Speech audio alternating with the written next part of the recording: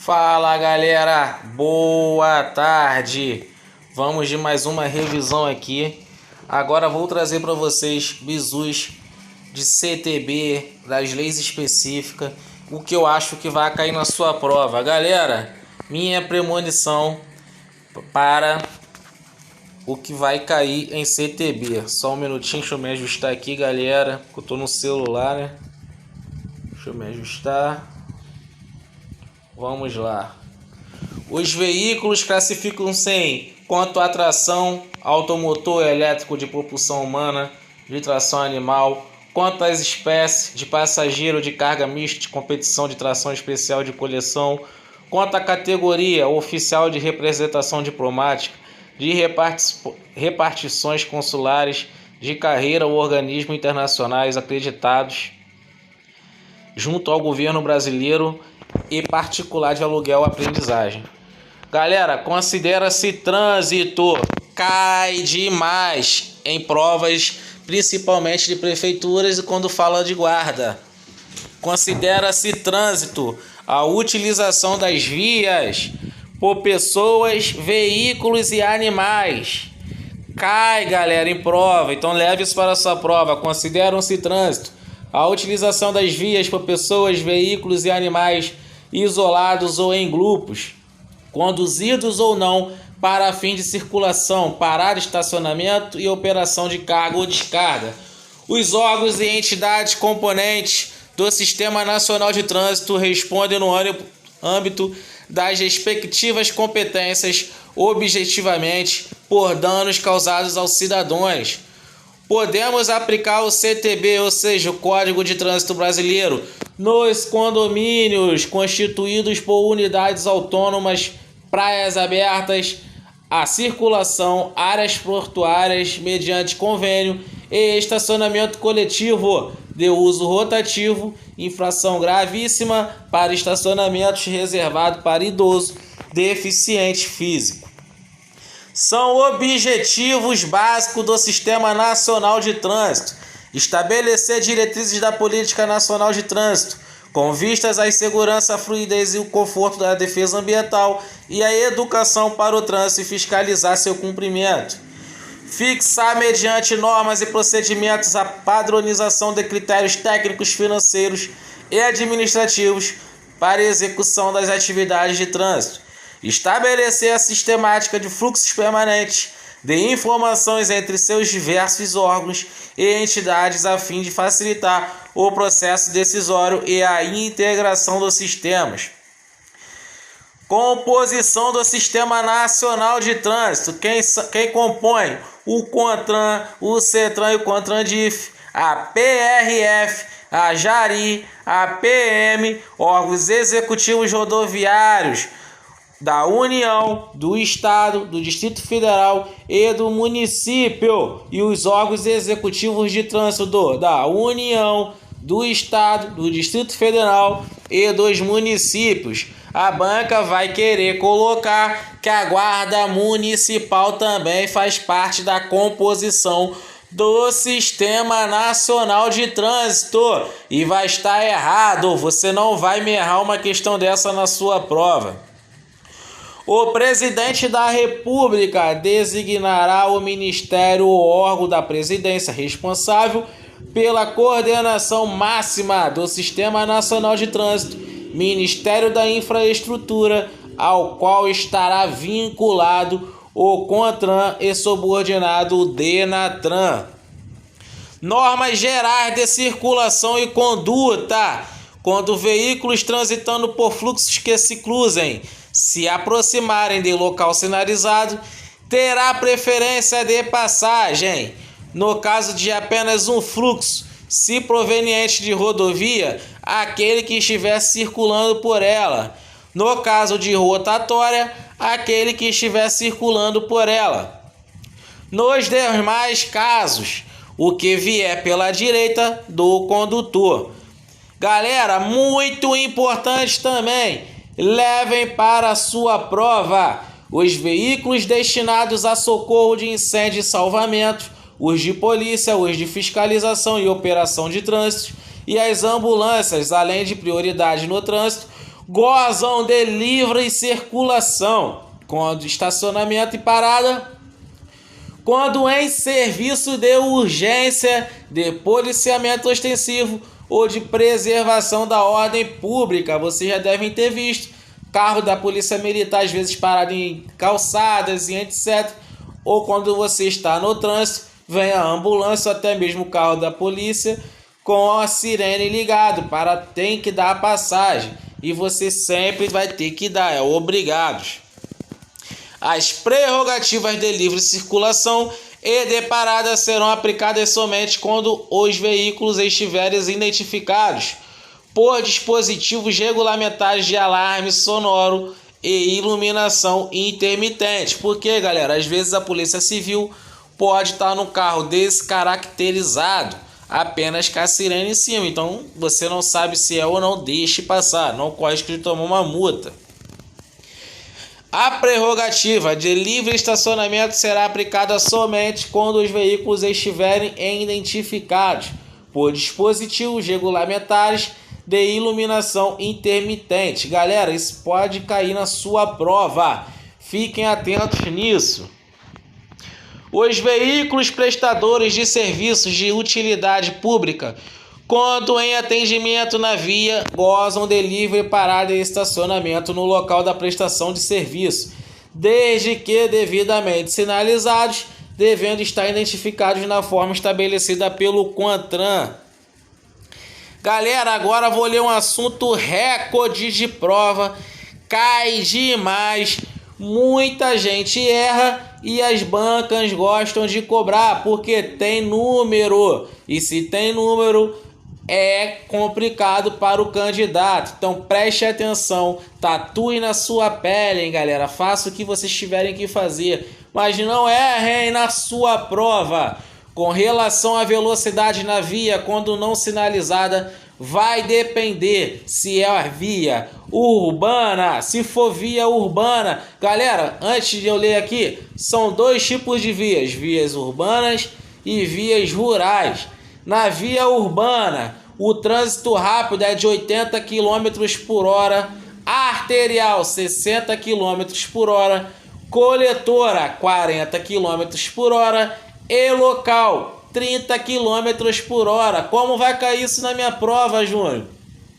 A banca vai te perguntar que na via urbana o trânsito arterial é de 40 km por hora. Não, e sim de 60 km por hora. Então decore: na via urbana o trânsito rápido 80 km, arterial 60 km, coletora 40 km e local 30 km.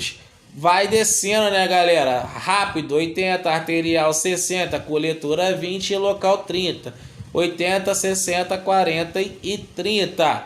Ou se é via rural, como eu disse, galera, desculpa, via rural, rodovias de pista simples ou dupla, 100 km e 110 km por hora, respectivamente, para caminhoneta, automóvel e motocicleta. Nos demais casos, 90 km nas estradas, 60 km. Galera, lê, relê, assiste esse vídeo até amanhã de manhã se for o caso. Mas gravem isso, que isso não cai, despenca em prova. As responsabilidades pelas instalações das sinalizações nas vias internas pertencentes aos condomínios constituídos por unidades autônomas e nas vias aéreas de estacionamento de estabelecimentos privados de uso coletivo é seu proprietário. Os sinais de trânsito classificam-se em, galera, pode cair, então você não vai errar. Se classificam em verticais, horizontais, dispositivos de sinalização auxiliar, luminosos, sonoros e gestos do agente de trânsito e do condutor. A sinalização terá a seguinte ordem de prevalência, galera, levem para a sua prova, já tem bastante tempo que não cai, possa ser que venha a cair. Tem a seguinte ordem: as ordens dos agentes de trânsito sobre as normas de circulação e outros sinais, ou seja, o agente de trânsito, ele tem a preferência, mesmo se o sinal estiver vermelho, ele mandar você passar, você pode passar. Aí depois, logo após eles, as indicações do semáforo sobre os demais sinais e as indicações dos sinais sobre os demais normas de trânsito. Então, galera, encerramos aqui CTB.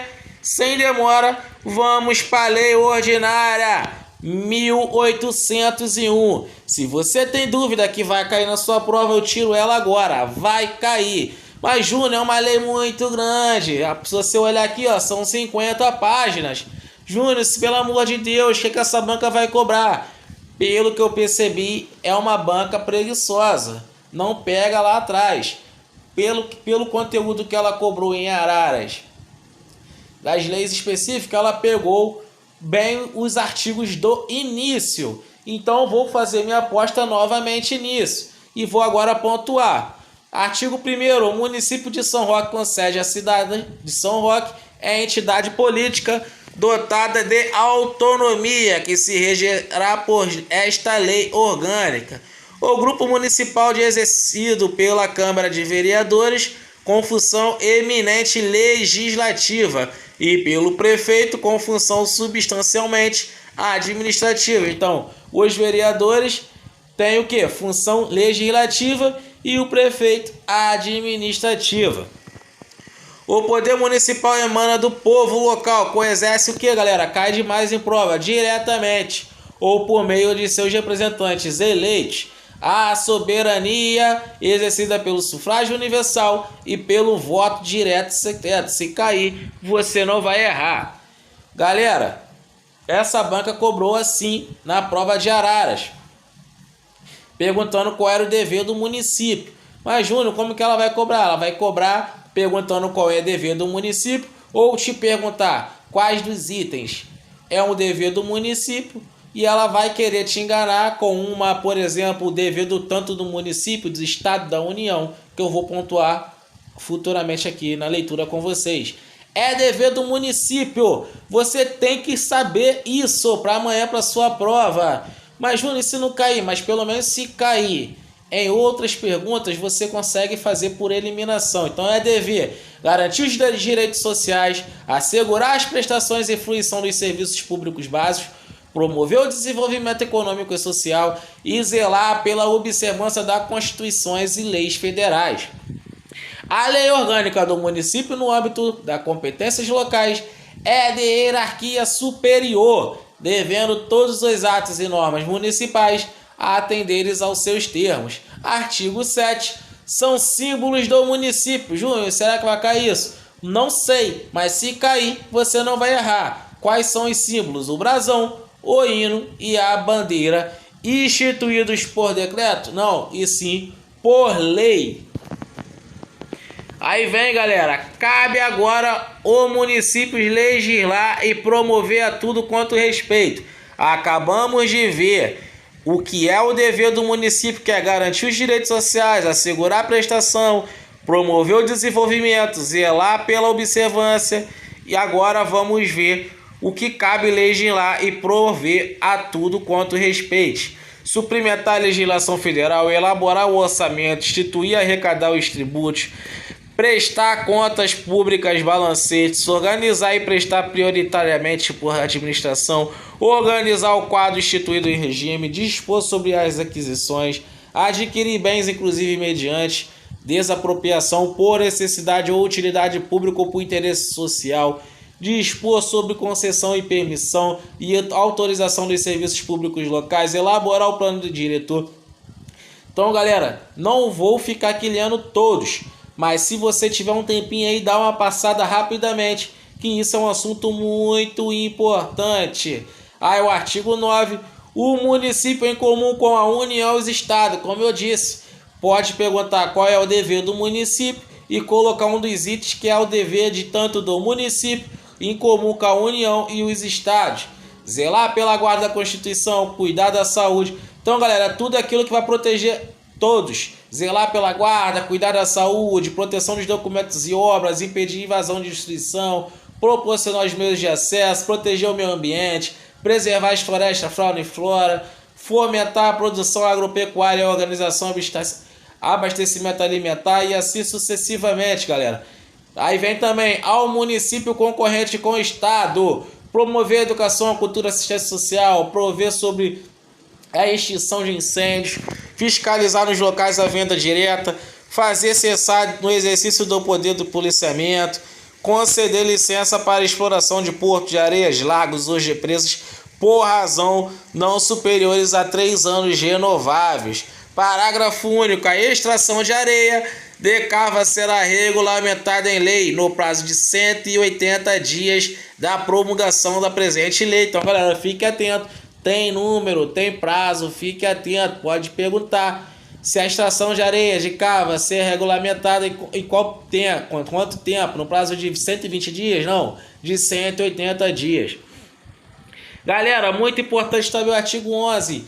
Ao município é vedado estabelecer cultos religiosos ou igrejas submissolares, embaraçá-las, o funcionamento e manter com eles os seus representações legais, recusar fé aos documentos públicos, criar distinções dentre brasileiros, subvencionar e auxiliar de acordo com o modo ou recursos pertencentes aos cofres públicos, manter publicidade de atos, programas e obras, serviços e acompanhar os órgãos públicos, outorgar isenções ou anistias fiscais, e instituir tratamento desigual entre os contribuintes que se encontram. Então, dê uma lida que possa ser que venha cair na sua prova perguntando o que é vedado ao município.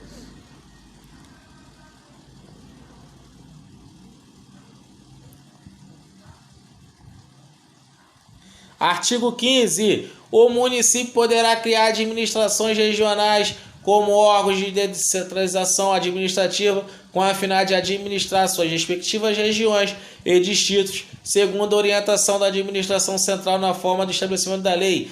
São condições necessárias para a criação de administrações regionais. Possa ser que venha cair na sua prova. 500 habitações no mínimo em suas áreas e população superior a 2.000 habitantes. Então fique atento nisso.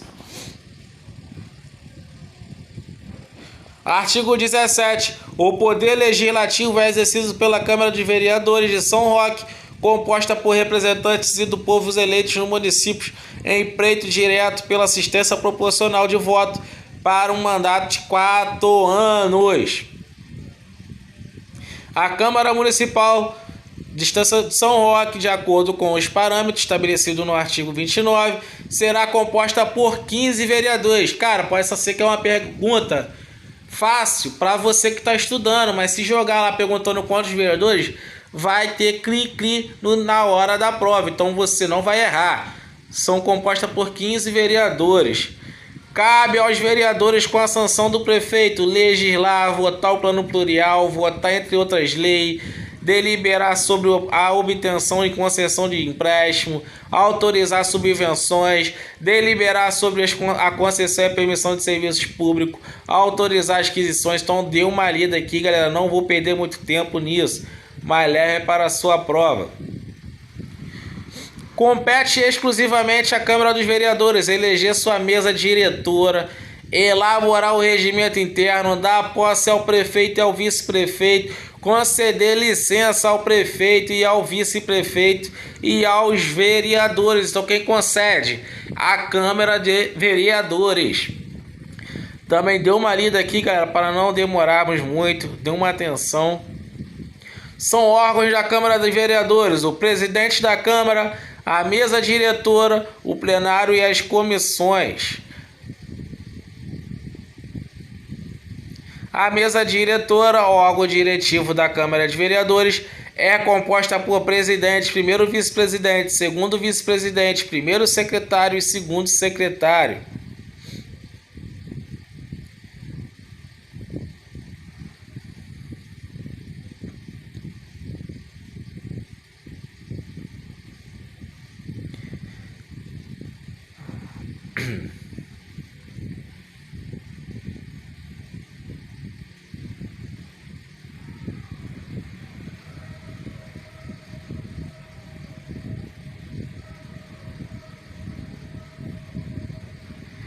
Então, galera, aqui ó, da posse, inciso 1º do artigo 38.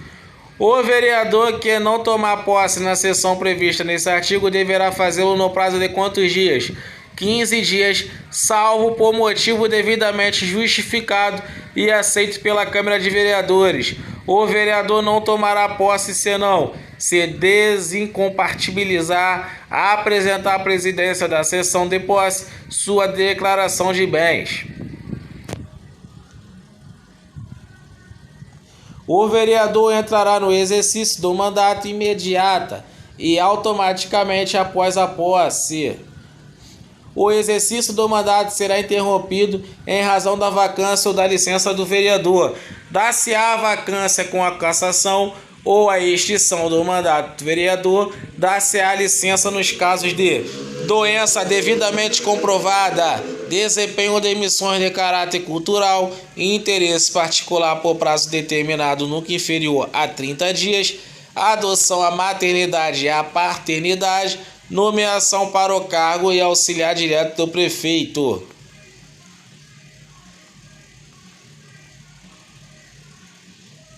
O vereador não poderá, artigo 43, desde a expedição do diploma, firmar e manter contrato com pessoa jurídica, aceitar ou exercer cargo, função ou emprego remunerado. Desde a posse, ser proprietário, controlar o diretor da empresa que goze de favor, ocupar cargo ou função que seja admissível, patrocinar causa em que seja interessada qualquer das entidades e ser titular de mais de um cargo.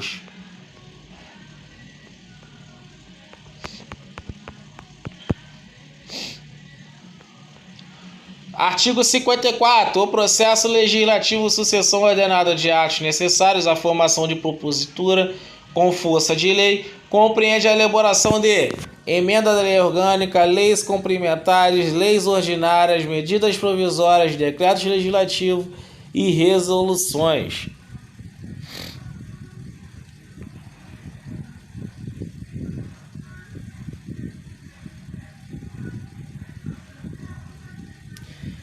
Parágrafo único do artigo 59. São leis complementares, além de outras indicadas nesta lei: uso e ocupação do solo, obras públicas e particulares, matérias e tributos municipais.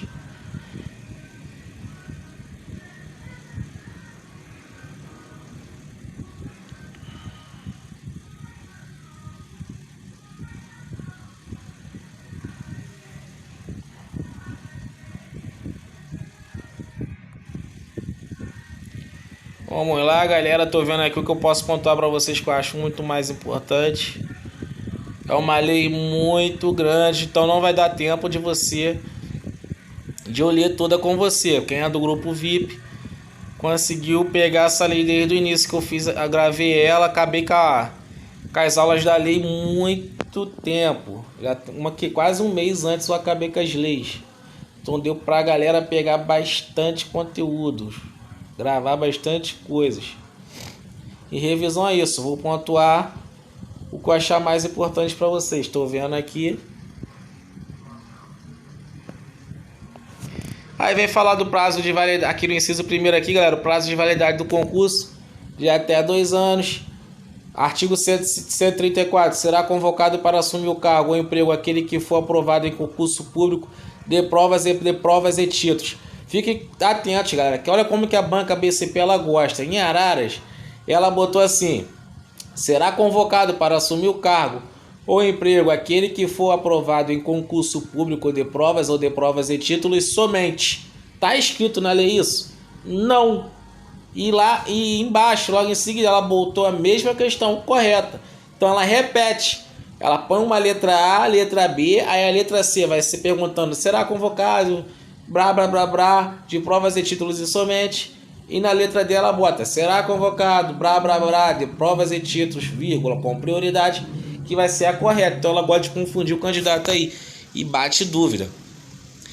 Galera, no artigo 136 da Lei 1801, são estáveis após 2 anos de efetivo exercício os servidores nomeados em virtude de concurso público. Agora não me lembro qual é a outra lei que eu vou tentar trazer para vocês na revisão. Diz 3 anos. Se na hora da prova colocar, segundo a Lei 1801, são estáveis servidores públicos através do período de quanto tempo? 2 anos. Não interessa se você viu 3 ou 4 em outro lugar. Se falar da Lei 1801, 2 anos. O servidor público estável, inciso 1º, o servidor público estável só perderá o cargo em virtude de sentença judicial ou mediante processo administrativo em que lhe seja assegurada ampla defesa. Invalidada por sentença judicial, a demissão do servidor estável será ele reintegrado e o eventual ocupante de vaga reconduzido. Artigo 138. A administração municipal reservará 5% dos seus cargos, funções e empregos para pessoas portadoras de deficiência. Então fique atento. Tem leis orgânicas de outros municípios que são 10%. Já aqui na lei de São Roque, a lei 1801, são 5%. Artigo 140. Ao servidor público municipal é assegurado o percebimento do adicional por tempo de serviço, concedido no mínimo por quinquênio, e vedada a sua limitação, bem como a sexta parte dos vencimentos integrais concedidas aos 20 anos de serviço exercidos pela corporação, aos vencimentos para todos os efetivos.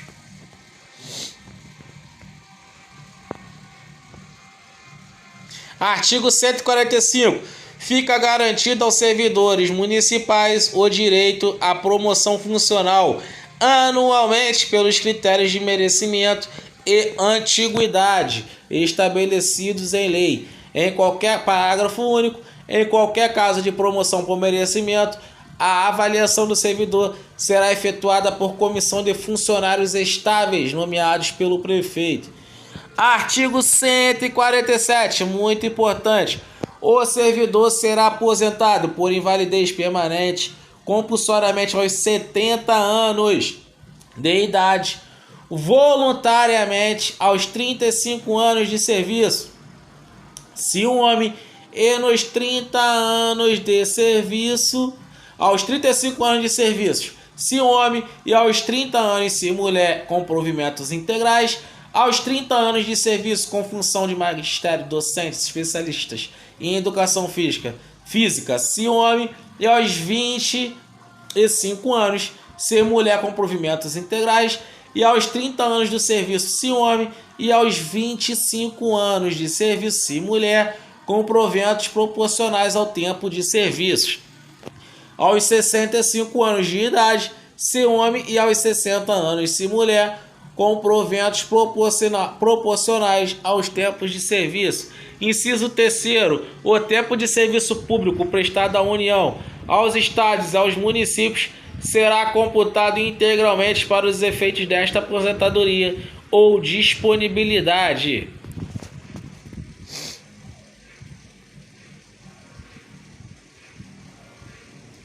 Artigo 153. É vedada a acumulação remunerada de cargos públicos, exceto quando houver compatibilidade de 2 cargos de professor, a de 1 cargo de professor com outro técnico e científico, e a de 2 cargos privativos de médico.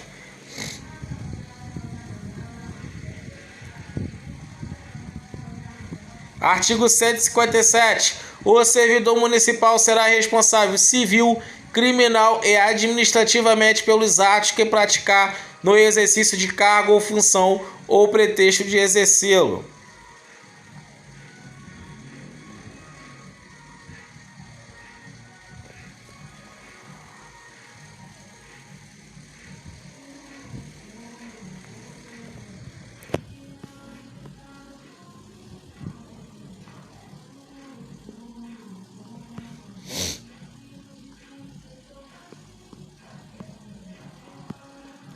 Então vamos lá, galera, para encerrar aqui, ó, artigo 209, que vem falando também da Guarda Municipal e do Corpo de Bombeiros Voluntários.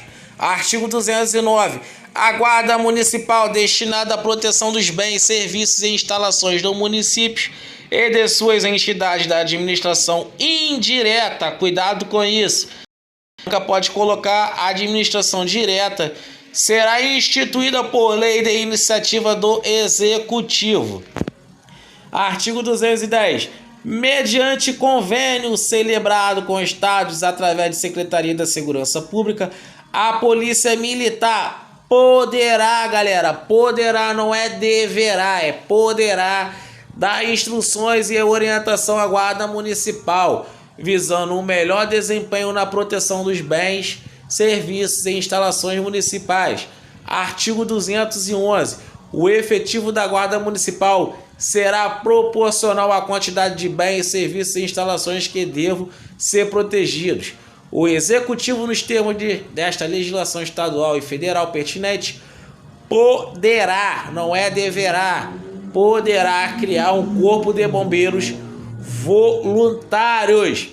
Galera, artigo 209, 210, 211, 212, você tem que ir amanhã sabendo. Artigo 213. É facultado ao poder público municipal intervir na propriedade privada mediante desapropriação, parcelamento, edificação compulsórios, tombamento, requisição, ocupação temporária, instituição de servidão e imposição de limitações administrativas.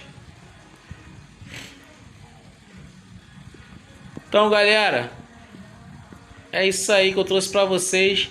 Minhas apostas até aí. Não dá mais tempo de ficar pontuando tudo, que a lei é imensa, galera. Muito grande. Então, vou deixar aqui. Vou parar aqui já 32 minutos de vídeo para não ficar cansativo. Espero que amanhã dê tudo certo para você. Vou postar até mais tarde mais uma revisão. Trazer para vocês a lei 4.293, 4.294. Pontuá-las com vocês também, que vai estar na sua prova. Foco, força e fé. Vamos com tudo, galera. Boa tarde.